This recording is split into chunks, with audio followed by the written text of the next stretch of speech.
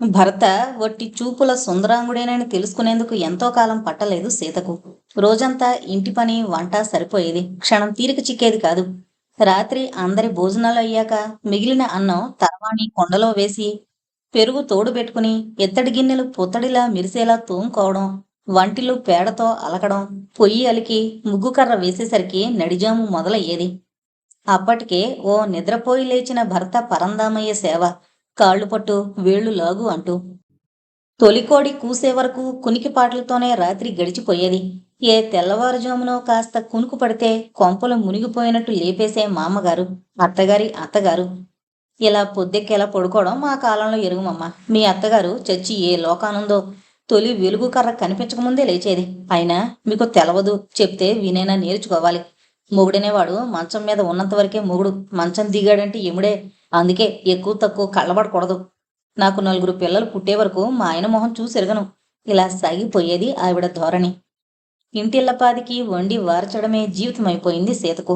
అయితే పినమామగారి కోడలు అప్పుడో ఇప్పుడో ఇచ్చే పుస్తకాలు సీతకు ఊపిరి పోసేవి.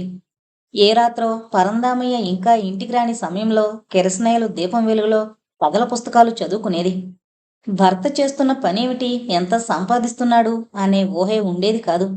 అప్పుడో ఇప్పుడో ఎవరి ద్వారానో పుట్టింటి యోగక్షేమాలు తెలుసుకోవడం అంతే. ఓ సాయం సంధ్య వేళ పుట్టింటి నుంచి కబురొచ్చింది. అమ్మను పురుగు ముట్టింది. ఆఖరి చూపులకు రమ్మంటూ. సమయానికి పరందామయ్య పొరుగురికి వెళ్ళాడు. ఎందుకనేది ఎవరికీ తెలీదు. నౌకరు వెంట ఒక్కదానం వెళ్తావా? వీల్లేదుగాక వీల్లేదు అంది మా అమ్మ. సీతకు కన్నీళ్లు ఆగడం లేదు. అమ్మను చూడాలి. ఇప్పుడు కాకపోతే మరి చూడలేదేమో. చెప్పలేని దిగులు. అయినా పెద్దవాళ్లను కాదని వెళ్లే ధైర్యమూ లేదు. రాత్రంతా ఎదురు చూడడం కన్నీళ్లతోనే గడిచిపోయింది. తెల్లవారుతుండగా నిద్ర మెలకువా కాని స్థితిలో కలలా అనిపించింది. నేను వెళ్ళిపోతున్నాను. తల్లి మసమసగ్గా కనిపిస్తోంది. ఉండమ్మా, నేనొస్తున్నాను. సీత పోబోయింది. నువ్వు వచ్చే వరకు నాకు సమయం లేదు. వస్తా మరి. మెలకు వచ్చేసింది తలుపు చప్పుడుతో. పరందామయ్య పొరుగురు నుంచొచ్చాడు. విషయం వింటూనే వెంటనే నాయనమ్మను కేకలేశాడు. నౌకరు తోడుండగా పంపనందుకు. వెంటనే భార్యను తీసుకుని బయలుదేరాడు. అయినా వెళ్లేసరికి అంత్యక్రియలు ముగిశాయి. పొర్లి పొర్లి ఏడ్చింది సీత. లేవలేని ఆ స్థితిలోనూ వచ్చిన మేనత్తను పట్టుకుని బోరుమంది. ఊరుకో సీత, జీవితం అంటే అంతే. ఏదో అనుకుంటాం, ఏదో జరుగుతుంది. అన్నింటికీ ఊర్చుకోవడం నేర్చుకోవాలి. ఇలా ఏడ్చుకుంటూ పోతే చివరకు కన్నీళ్లు మిగలవు. ఆ మాట అప్పటికి చాదస్తంలా తోచినా అదే నిజమని తెలిసి రావడానికి ఒక జీవితకాలం పట్టింది. ఎవరి ఏడుపుల్లో వాళ్ళుండగానే పరందామయ్య సీతకు గుర్తు చేశాడు. మీ మేనత్త రాసిచ్చిన ఇల్లు అమ్మేద్దామని అడుగు అంటూ. ఒక్కమారు అతని వంక పిచ్చిచూపులు చూసింది సీత.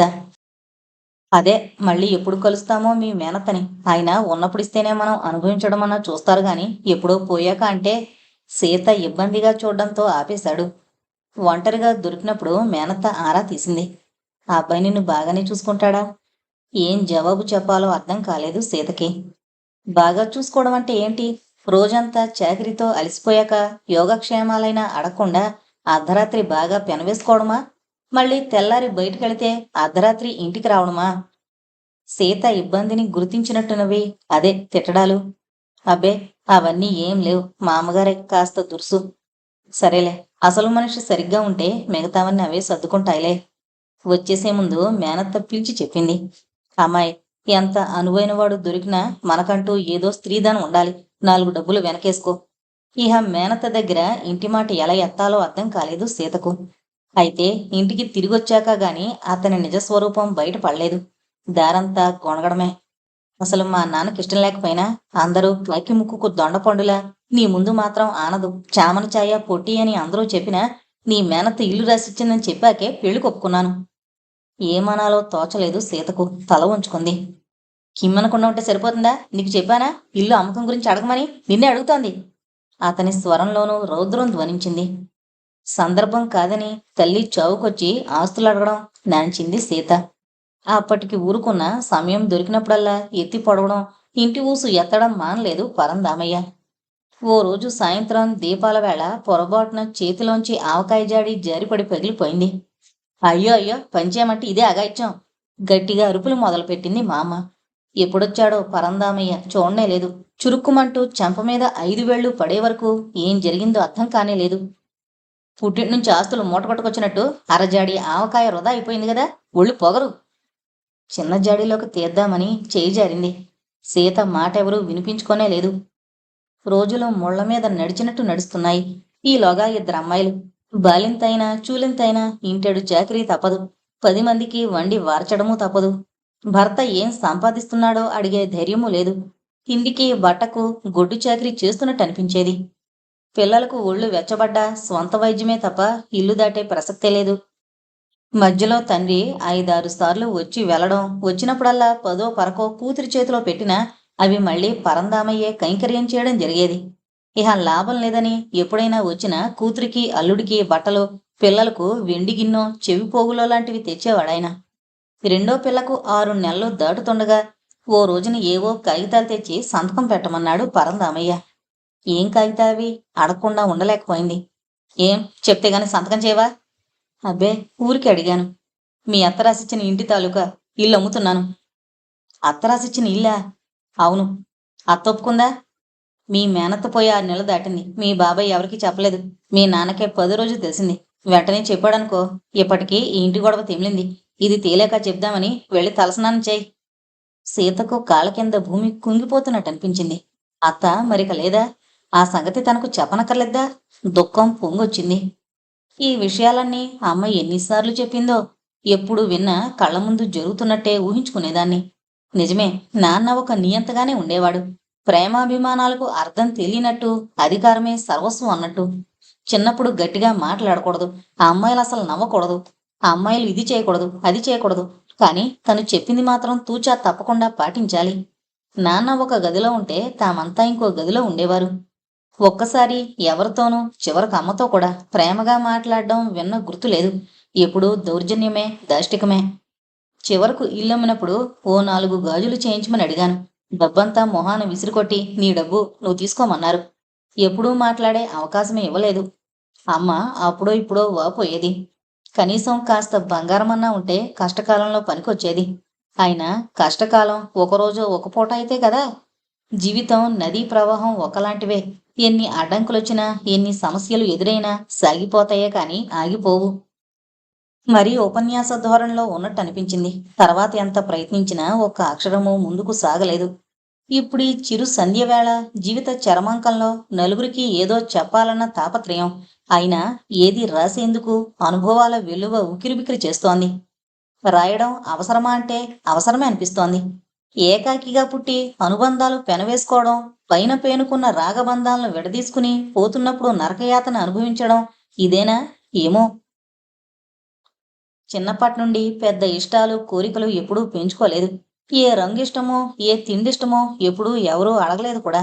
పెట్టింది తినడం, ఇచ్చింది తీసుకోవడం. 5-6 మధ్య పుట్టినప్పుడు ఈ ఇష్టాయిష్టాలు ఎవరికి కావాలి? ఆయన లీలగా గుర్తు. ఉగాదికి చిన్నప్పుడొకసారి వేసుకున్న ఎర్రక్రేపు సిల్కు ఫ్రాకు చాలా రోజులు ఇష్టపడ్డట్టు. ఆ రోజు దాని మీద ఉగాది పచ్చడి మరక నల్లగా కనిపించేసరికి ఎంత బాధ అనిపించిందో. నాకు బాగా నచ్చినవన్నీ ఇలాగే అవుతాయా అనుకోవడమూ గుర్తే. సరదాగా పెద్దయ్యాక ఎవరెవరికి ఏమేం కావాలో ఎవరో అడిగితే అక్క చెల్లెళ్ళు వారి వారి కోరికల లిస్టు చెప్పడం మొదలుపెట్టారట. బాగా నగలు ఆభరణాలు కావాలని ఒకరు, మిద్దెలు మేడలు కావాలని ఒకరు, లక్షలకు లక్షలు డబ్బు సంపాదించాలని ఒకరు, పేరు ప్రఖ్యాతులు కావాలని ఒకరు. కానీ తను మాత్రం చాలా మామూలుగా, చాలా స్పష్టంగా పూరి గుడిసెలో ఉన్న ఒక్కపూటే తిన్నా ఎప్పుడూ ప్రేమగా ఉండేవాళ్ల మధ్య ఉండాలని కోరుకున్నట్టు అందరూ అబ్బురంగా చెప్పుకునేవారు. నిజానికి అదే అతి కష్టమైందని అప్పట్లో ఎవరూ మాట మాత్రంగానైనా అనలేదు. అలాంటిది మనసు ఒక్కసారి కుచించుకుపోయింది. తలచుకుంటేనే ఇది అని చెప్పలేనంత బాధ మనసుని అలుముకుంటోంది. అలాంటిది గెలుపు ఓటమి జీవితానికి 2 వైపులని ఎవరన్నారో కానీ ఎమిలీ డికిన్సన్ చటుక్కున గుర్తుకొచ్చింది. విజయం మధురంగానే ఉంటుంది.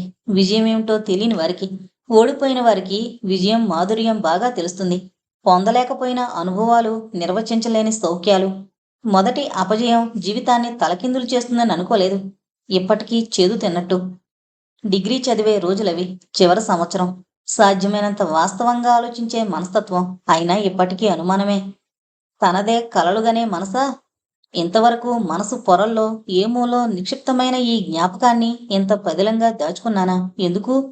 ఎందుకు అని ఆలోచిస్తే ఇహ మానవత్వానికి, మనిషితనానికి చోటెక్కడా? డిగ్రీ చదివే రోజులు. కాలేజీలో పెద్ద ఎత్తున ఇంటర్ కాలేజ్ సైన్స్ ఎగ్జిబిషన్ ఏర్పాటు చేశారు. దాదాపు 5-6 కాలేజీలు పాల్గొన్నాయి. కాలేజీలో 10 గదులు పూర్తిగా ప్రదర్శనకే కేటాయించారు. ఆవరణ మొత్తం సందడి సంబరాలతో కళకళలాడుతోంది. ఎగ్జిబిట్స్ను జడ్జి చేయడానికి యూనివర్సిటీ నుండి అన్ని డిపార్ట్మెంట్లకు సంబంధించిన వారిని ఆహ్వానించారు.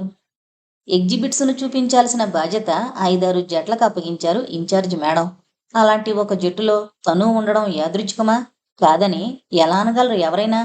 అంతవరకు ఒక్కసారి చూసినా చూపు తిప్పుకోలేని అందమని, చూపరులను ఇట్టే కట్టుకునే సౌందర్యమని, రూపసినని ఒక్కింత గర్వపడే తనకు చెంపపెట్టులా చరిచిన సంఘటనకు నాందికి పునాదులు ఎప్పటివో ఎక్కడివో. సహజంగానే చిరునవ్వుల మెరుపులతో చలాకీతనంతో ఉండే తను అందరినీ ఆకట్టుకోవడం అతి సహజం. అంతవరకు ఎవరినీ ప్రత్యేకంగా భావించని నాకు అతను తొలి చూపులోనే నచ్చడం మాత్రం అపూర్వమే.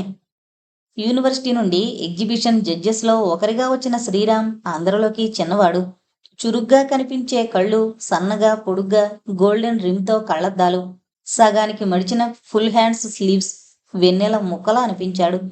కారణం లేకుండా, పేరైనా తెలియకుండా తొలిచూపులోనే అతనంటే ఇష్టం కలగడం నాకే విస్మయం అనిపించింది.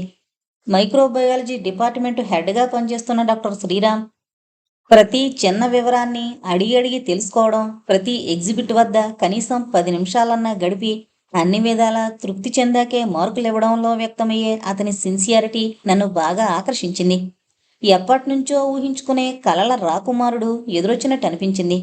అవసరం ఉన్నా లేకున్నా అతని పక్కనే నిల్చుని అవకాశం వచ్చినప్పుడల్లా ఏదో మాట్లాడడం, మధ్య మధ్యన టీ కాఫీలు వద్దన్నా తెచ్చివ్వడం లాంటివి చేయడం నా మిత్రురాళ్లకు ఆశ్చర్యం కలిగించింది. మొదట్లో పెద్ద ఆసక్తి కనబరచకపోయినా రాను రాను అతను సరదాగా మాట్లాడేసరికి నా మనసులో ఆశ మొలకెత్తింది. అతని సమక్షంలో నన్ను నేను మరిచిపోతున్న అనుభూతి.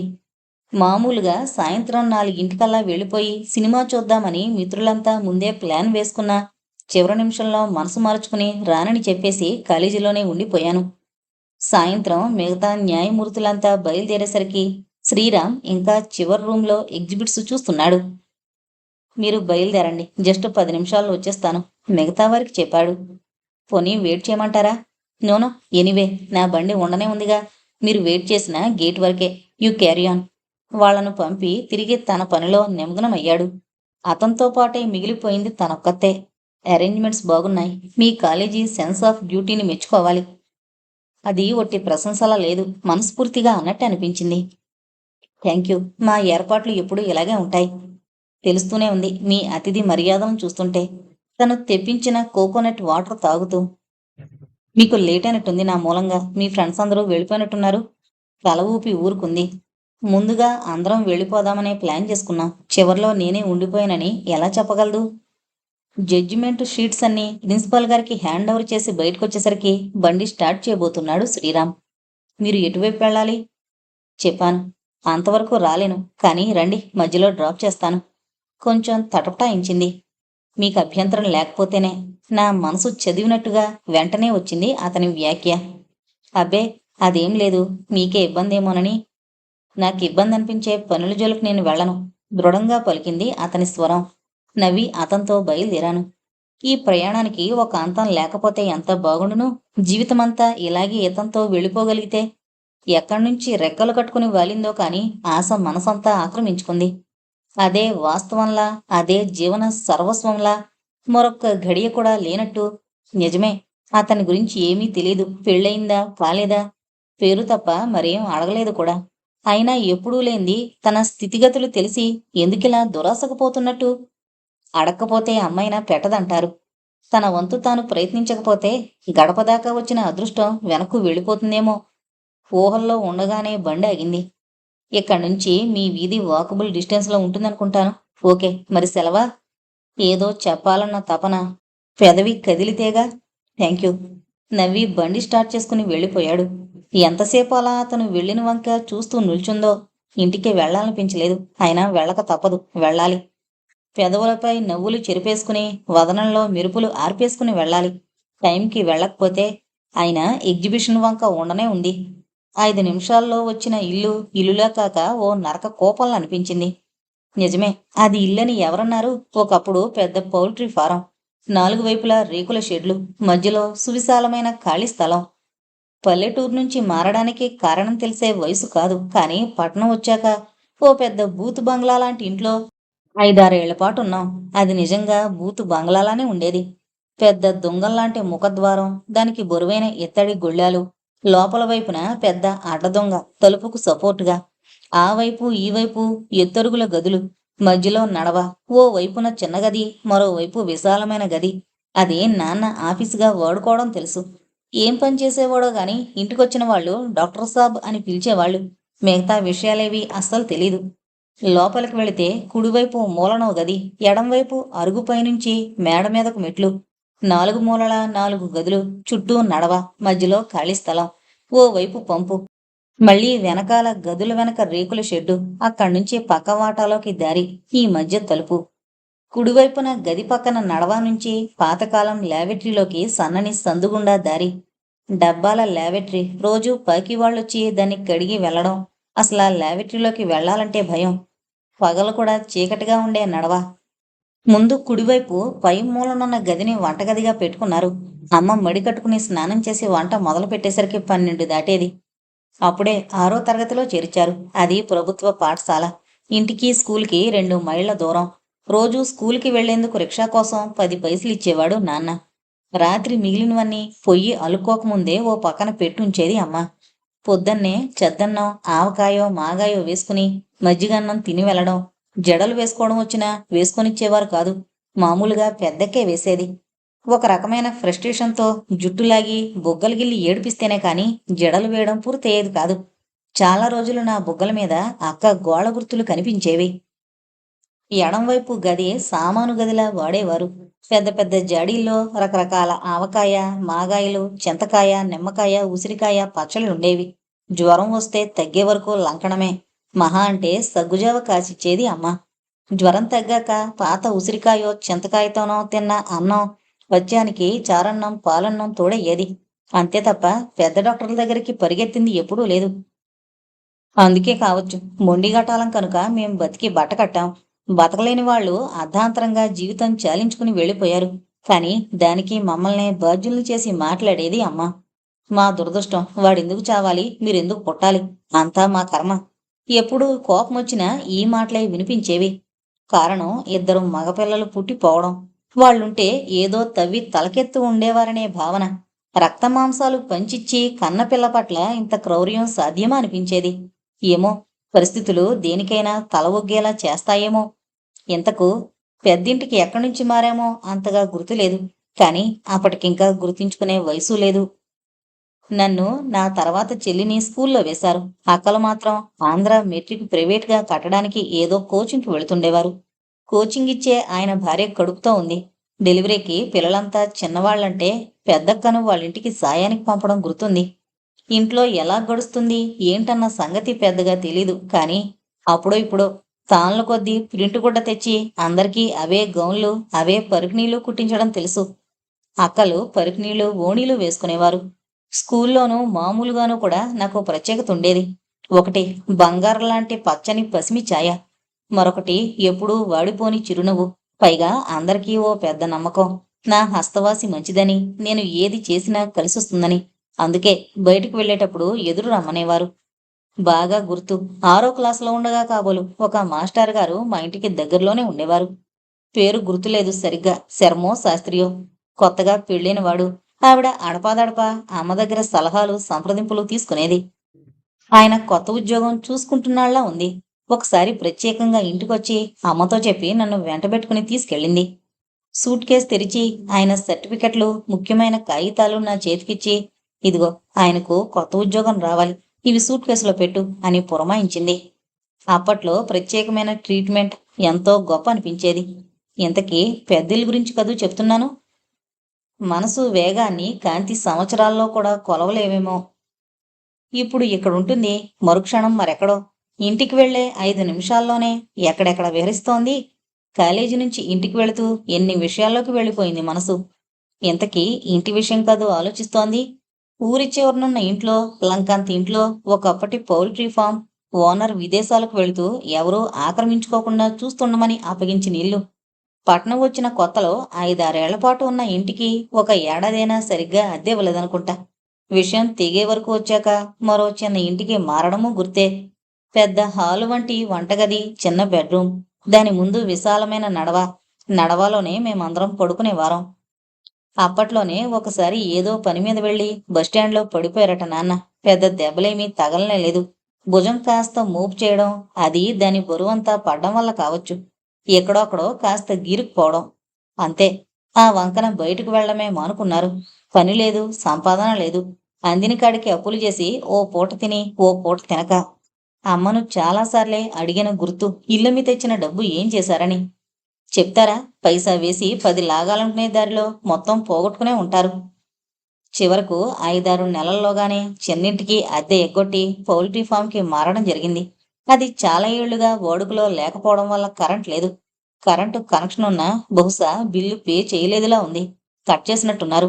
ఓ మూలన మంచినీటి కనెక్షన్, ఓ మూల బావి, మరో మూల టాయిలెట్స్.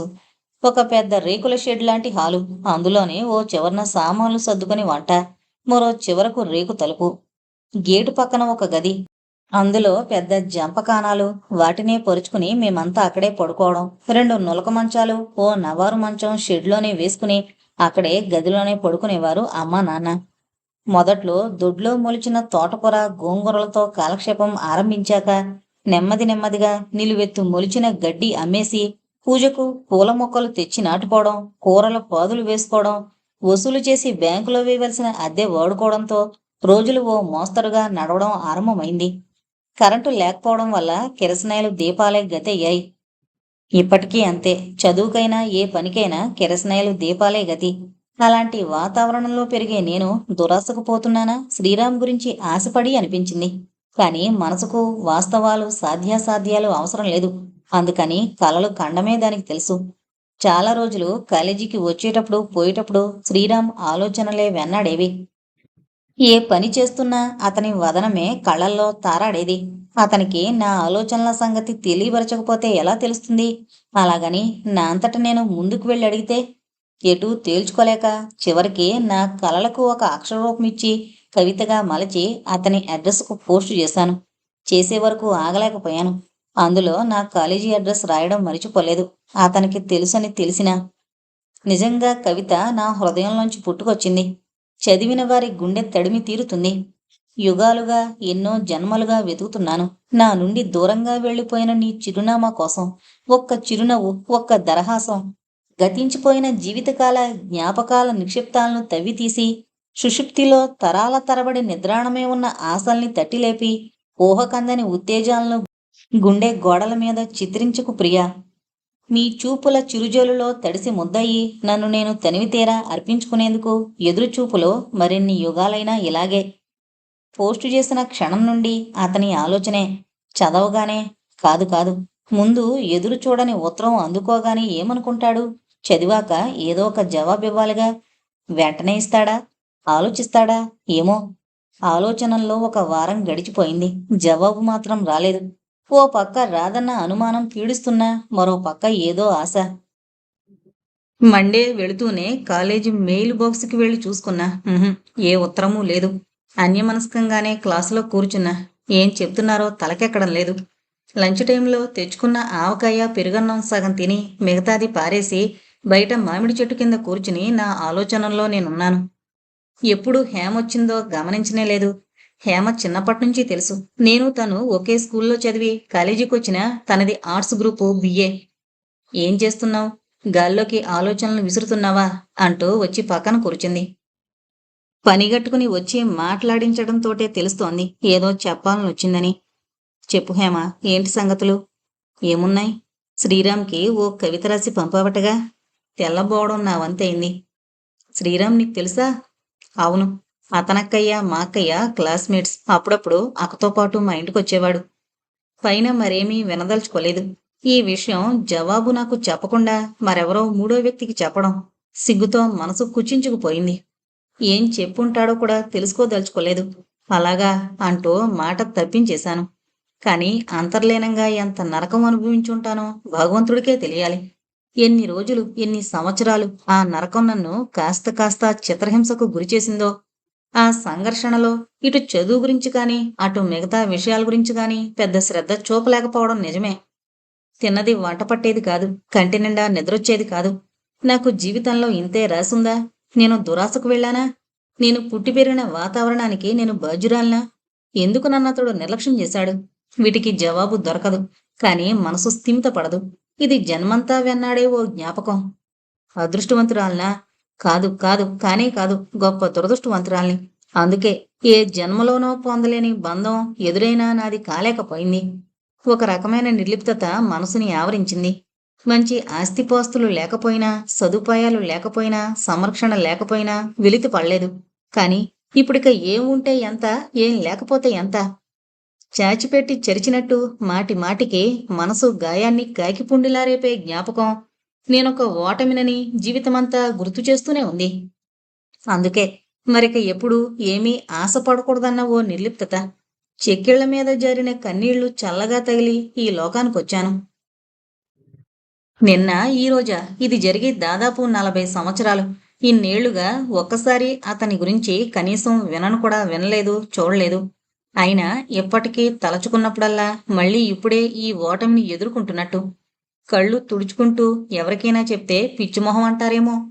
అప్రయత్నంగానే నవ్వుకున్నాను. క్షణం కన్నీళ్లు, అంతలోనే నవ్వు. ఇదే నా జీవన సరళి.